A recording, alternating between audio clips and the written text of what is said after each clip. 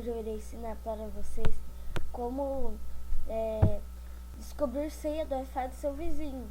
Só que aí vocês veem aqui, ó.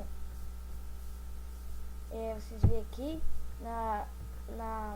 esse negócio aqui que tem um monte de pontinho, que é a conexão da rede. Aí entra aqui, abrir central de rede e compartilhamento. Como vocês descobrir senha do Wi-Fi do seu vizinho. Aí vem aqui, gerenciar redes sem fio.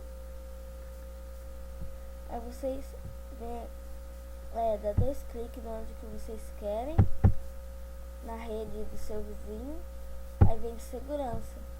Aí vem aqui, mostrar caracteres. Aí vai aparecer uma página perguntando se você quer mesmo mostrar os caracteres. Aqui no meu não apareceu porque eu já tinha acabado de fazer esse vídeo, só que a senha não é essa. A senha eu troquei. É casa, ponto. A senha é essa daqui.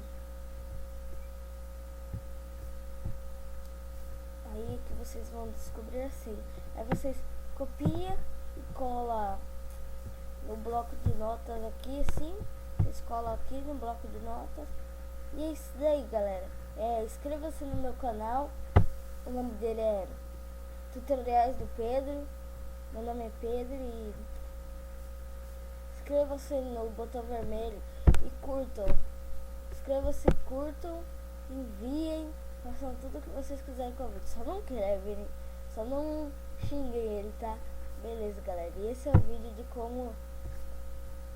como descobrir senha do Wi-Fi do seu vizinho. Falou, galera.